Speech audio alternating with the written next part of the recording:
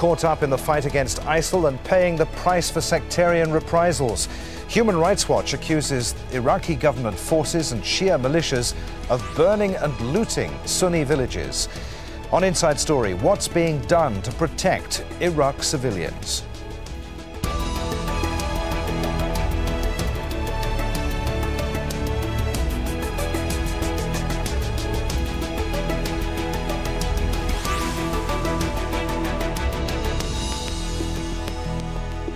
Hello, welcome to the programme. I'm Adrian Finnegan. Caught between the horrors of ISIL and the brutality of Shia militias. The shocking reality, according to Human Rights Watch, is Iraqi civilians being singled out for revenge. The rights group accuses Shia militias, government forces and volunteers of burning and looting dozens of Sunni villages in northeastern Iraq. Its latest report focuses on the town of Amerali in the aftermath of an offensive to drive out ISIL fighters. Human Rights Watch has used satellite imagery to produce this overview. The red dots indicate where buildings confirmed to have been destroyed are in 30 of the 35 villages in this area. And this image gives us a little more detail. It shows the village of Yengija just before ISIL was driven out. And if we roll it on, we can see the extent of the damage after Iraqi forces took back control. Human Rights Watch says the red and yellow spots show where arson attacks happened and buildings were demolished. Well, based on the satellite images, video and witness statements, Human Rights Watch says the evidence points to two main motives: revenge attacks against civilians suspected of collaborating with ISIL and collective punishment against Sunnis and other minorities based on their sect. Well, Iraq's Ministry of Defense is denying the contents of the report, blaming ISIL for the destruction. A statement said no human rights violations or property damage had been committed across the nearby and or the adjacent villages by either the MOD troops, Shia militias or the Peshmerga, whether before the liberation of Amerali or after. Let's bring in our guests for today. Joining us from Baghdad, we have Muwafaq al-Rubai, a member of the Iraqi parliament who represents the Shia National Alliance coalition. From Erbil, Ali Kaderi, a former special assistant to 5 US ambassadors to Iraq who now runs an international strategic advisory firm. And from New York, we have Mike Lyons, a military analyst and senior fellow at the Truman National Security Project. Gentlemen, welcome to Inside Story. Let's start with you, Muwafaq al-Rubai. Should the Iraqi government be monitoring these groups more closely? Have Shia militias fighting alongside the Iraqi army committed human rights abuses? This is very unfortunate report from the Human Rights Watch, and I read it, and it's very unfortunate. But I do believe that there is a very good oversight and a very good monitoring mechanism from the government of Iraq on the Iraqi security forces, code of practice, rules of engagement, and also Grand Ayatollah Sistani recently has issued 20 points for the Iraqi security forces as well as the Popular Mobilization Forces and the Sunni tribal fighters to follow and adhere to. And I think there is everything is in space. These are probably an isolated cases. This is not the norm. You know, in the state of war, you can't control all the emotions. And I don't believe there was a revenge on a sectarian basis. Isolated cases. Have you seen the map that we showed just a few moments ago with all of the red and yellow dots? How can you call that those isolated cases? And the 30 or so out of the 35 villages. You cannot call this is a sectarian revenge because there are Sunni tribal fighters taking active part in the liberation of Amerli and as well as currently in liberation of Tikrit. But sir, there have been repeated Human Rights Watch reports talking about reprisal violence across Iraq, not just here in Amerli. That is totally untrue, and I don't think you read the report yourself, because if you see the report, it shows that the main thing is not in, I mean, okay, the Amerli is one thing, but we are talking about the operation over the last what is it now? It's probably 8 months now, the Iraqi security forces, the Popular Mobilization Forces, as well as the Sunni tribal fighters are working day and night, liberating villages village after village and city after city. And I don't think this is the norm. I don't think this is systematic. I think these are isolated cases, and the government of Iraq is putting an oversight mechanism, a very good, meticulous monitoring mechanism on the code or the practice of the Iraqi security forces. Okay, so stay with us if you will. Let's bring in Ali Kereri, former special assistant to 5 US ambassadors to Iraq. What do you make of what you just heard there? Well, I'd like to start by saying that I have deep respect and admiration for my good friend, Dr. Rubai. We worked closely together for much of the past decade through the days of the Governing Council and the Civil War and then the surge to restore order. I understand why he is saying the things he is saying now. He is a representative of the Iraqi government and thus is basically obligated to defend its behavior. That said, and again with the greatest respect to my good friend, I strongly disagree with pretty much everything he said, and here's why. As Dr. Rubai knows better than nearly anybody from his time as National Security Advisor, there are various elements within the Iraqi government that are beholden to Iraq's neighbor, the Islamic Republic of Iran, and specifically to its Revolutionary Guards and its Quds Force. These elements now represent the core of the Hashd al-Sha'bi, the Popular Mobilization Units, and they are now officially part of the Iraqi government. I spoke with Falah al-Fayyad, Dr. Rubai's successor, the current Iraqi National Security Advisor, just a couple of days ago here in Iraqi Kurdistan, where he admitted to me that he is the de jure, that is the legal chief of the Popular Mobilization Units. And he also admitted to me that various militia and death squad commanders are the chiefs of various elements of those Popular Mobilization Units. That is Hadi al-Amari, who fought on the Iran side during the Iran-Iraq War, is the head of the Badr Corps. He admitted to me that Abu Mahdi al-Muhandis is the head of Kataib Hezbollah. Kataib Hezbollah was responsible for some of the most lethal attacks against both the American military and the Iraqi security forces during the past decade.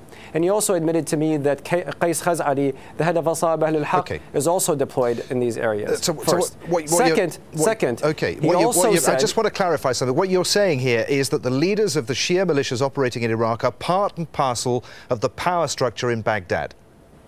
Correct. That is, again, directly from the Iraqi National Security Advisor to me a couple of days ago.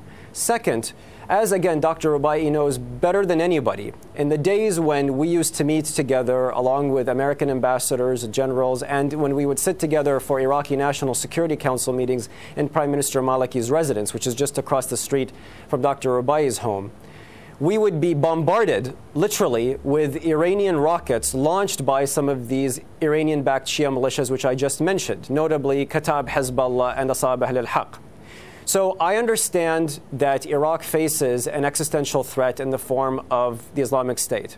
I understand the need, and I fully obviously support the need to defeat ISIS. What I do not understand, and which I strongly oppose, is the Iraqi government and the Iranian-backed Shia militias' use of war crimes, that is decapitation, torture, rape, genocide, and ethnic cleansing as a means to defeat Islamic State. Because again, as Dr. Rubai knows better than anybody, excesses and atrocities by radical militant Shia Islamists will only strengthen radical militant Sunni Islamists in the form of Al-Qaeda or the Islamic State. Let's throw it back to... You cannot fight fire with fire in this case. You can only defeat evil with justice. Let's throw this back to Mr. Al-Rubai. I have read the report, by the way. Let me quote you from it.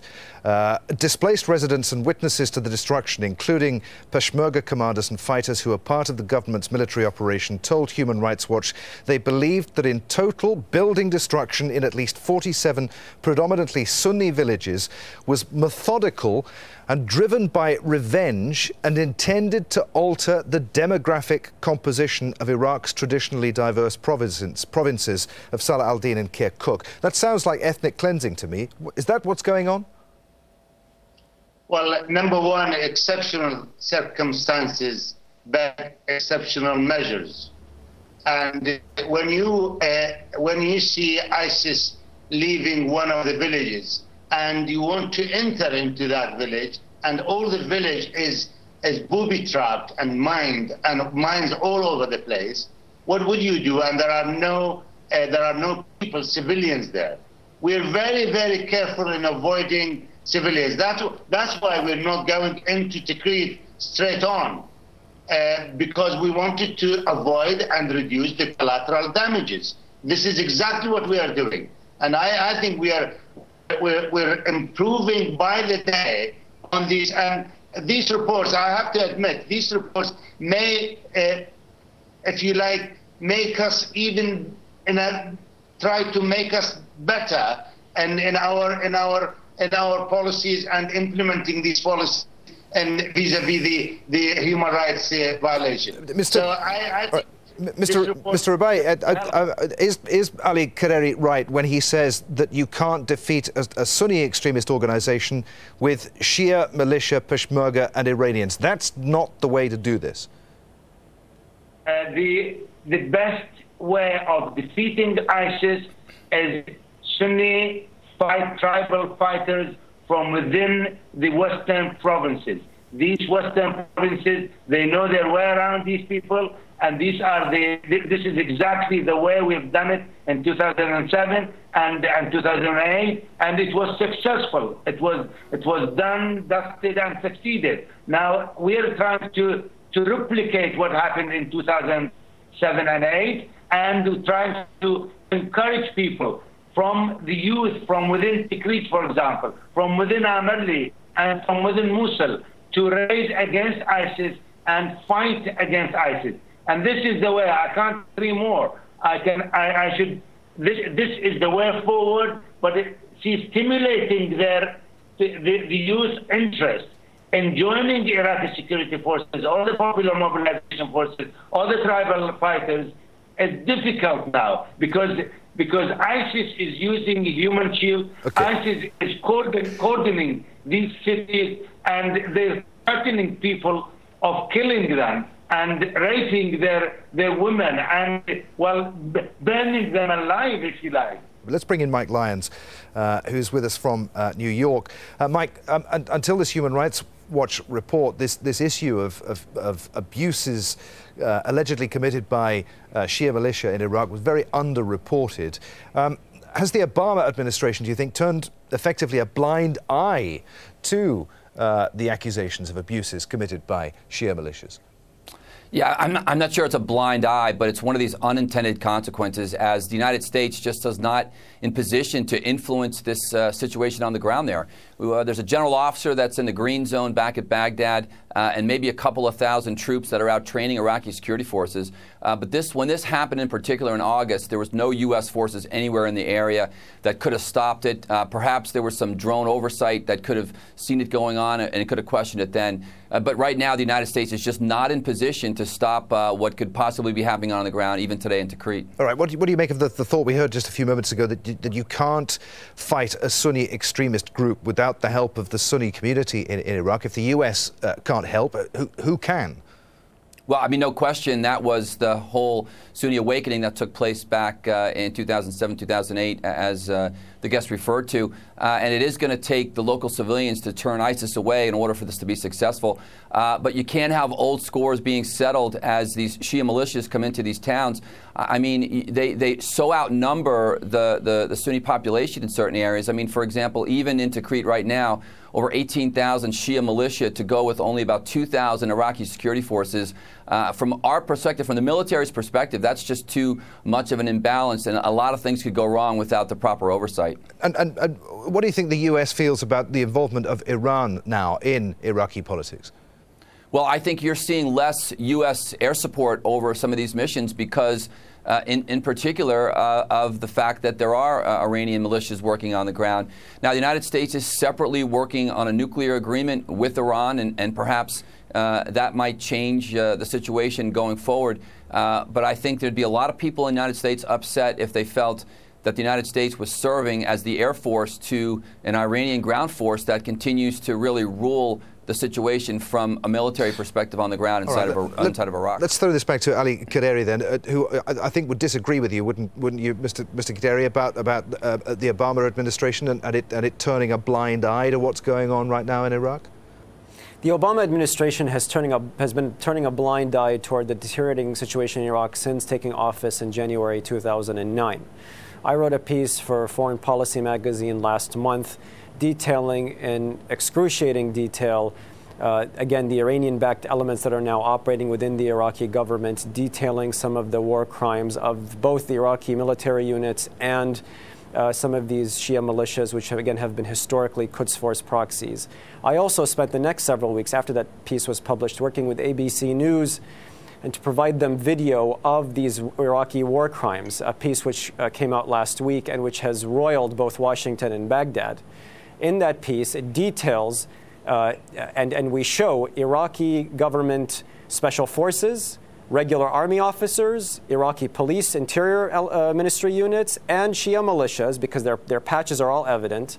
We show them beheading detainees, we show them torturing detainees, we show them beating detainees, and then we also show them summarily executing unarmed individuals, including a teenager, in the field using American weaponry. I have to emphasize this is a gross violation of American law in addition to international law, but specifically the Leahy law in the United States, which forbids the United States government from knowingly providing American assistance to human rights abusers. Again, both Dr. Rubai and I know and have known for a long time that this situation on the ground has existed during the full length of the Maliki government. We were able to, because of General Petraeus and Ambassador Crocker's pressures on Prime Minister Maliki, reduce those atrocities, but we were never fully able to eliminate them entirely. And again, Dr. Rubai was in the room with us in those meetings with the Prime Minister when we confronted him with this evidence. The situation improved, but is now deteriorated dramatically over the past couple of years. Are you saying that a lot of U.S. military assistance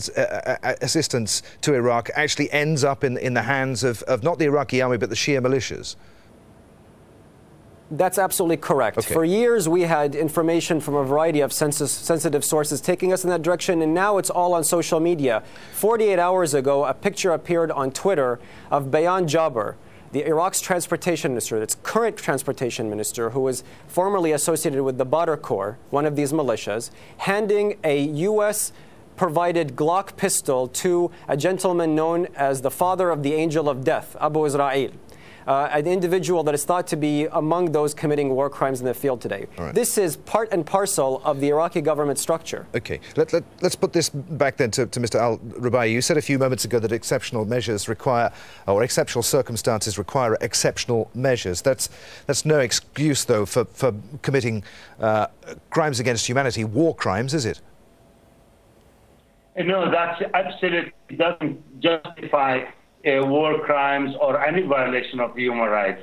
But I believe most of the arms which are being used by the Popular Mobilization Forces now, and also the Sunni tribal fighters in Salahuddin are Iranian-made, and Iran has helped Iraq a great deal.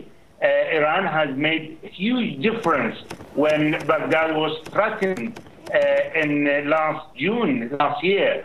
Iran came in with their advisors, with their analysts, with their trucks of arms to save Baghdad. I believe Iranians are probably in their hundreds are involved as advisors and trainers, while the Americans are in their thousands in Iraq. So we will draw support from the U.S. and from Iran wherever and whenever it's needed, and we fight in the right place. All right, we're rapidly running out of time here. Iraqi Prime Minister Haider al-Abadi took office in September last year and later made this pledge to bring all armed groups under state control, adding that no armed groups or militias will work outside or parallel to the Iraqi security forces. Human Rights Watch report calls for Abadi to rein in these groups, Mr. al-Rubai. Is that realistic, do you think? Is he doing that? Why hasn't he done so? I think it is realistic. I think it is the government of Iraq, or Abadi government, is trying its level best It has done a lot of our political, the whole atmosphere in the country, the whole political environment is positive. In the Council of Representatives, inside the government, between the parliament and the government, between Baghdad and Erbil, between the Shia and Sunnis, the whole environment of the country, political environment, is towards the positive, and I think he's empowered.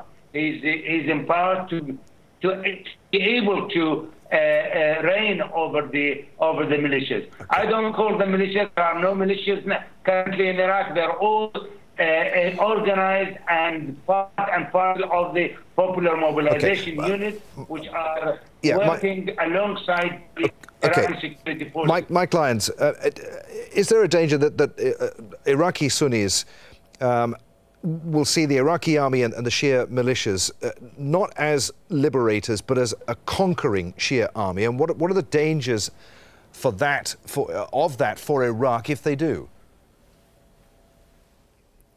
It has to happen. And again, until the Iraqi security forces take the lead, become front and center in this battle, I'm afraid you're still going to have these challenges with inside of Iraq. Just from an infrastructure and reporting perspective, there's no incentive for them to report it properly. So until the Iraqi security forces take that lead, whatever that may be, and it doesn't look like it's anytime soon, I'm afraid these challenges are going to still take place. Ali Kaderi, how does this situation resolve then? We've heard a lot about who's to blame, the Iraqi government, the Iranians, the US.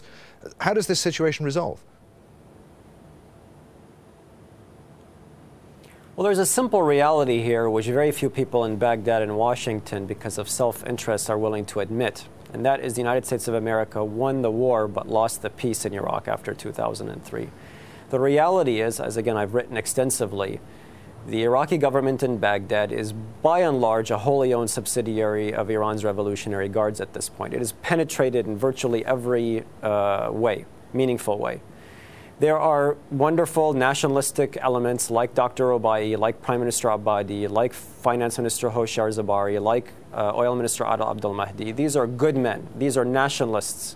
However, they are vastly outnumbered by proxies of foreign powers, and namely Iran. These men are militia commanders, they are death squad commanders, and they now have de facto control of the country. It's just a fact, as Human Rights Watch's report proves, Amnesty International reports proves, and countless other international organizations' reports proves. And as the facts on the ground, again, which demonstrate themselves over and over again every day, are proving. So the reality is, how is this going to play out? It's going to play out unless the international community intervenes aggressively and demands and actually is able to get these death squad commanders to be held accountable via, for example, the International Criminal Court as a means of de-escalating the conflict, holding ISIS commanders accountable, holding Shia militia death squad commanders accountable. Unless you're able to de-escalate on both sides, reduce the sectarian tensions, what you're going to have instead is the continuation and the widening of this regional holy war between Shia and Sunnis that is growing wider and wider. You have to remember, the Shia-Sunni conflict now is raging across Iraq, across Syria, to some extent Lebanon, certainly in Yemen, and we're already beginning to see signs of it in Afghanistan and Pakistan. And indeed, elements like former Prime Minister Maliki and Dr. Ahmed Chalabi, the chairman of the Finance Committee of the Iraqi Parliament, are now saying that Saudi Arabia and Bahrain are next. All right, we're almost out of time. Let's put that to Mr. Al-Rubai then. Iran has de facto control of the country. I believe it's unfair to give all the blame on Abadi government. I think Abadi government is trying to make things good. I think Abadi government is holding from the middle, trying to. We believe in Iraq that a good relationship with Iran and at the same time strategic alliance with the United States of America are not mutually exclusive. Okay, so we believe that we can hold the things. We're going to have to leave it there. Together. We're going to have to leave it there. Many thanks indeed, sir. Muwafaq al-Rubai in Baghdad, thank you for being with us. From Erbil, Ali Kaderi, and in New York, Mike Lyons. And thank you for being with us on this Inside Story. If there's anything you'd like to add to our discussion, please go to our programme page at aljazeera.com. You can post your comments at facebook.com/AJ Inside Story, or you can tweet us at AJ Inside Story. Thanks for watching. I'm Adrian Finnegan. from the whole team. Bye-bye for now.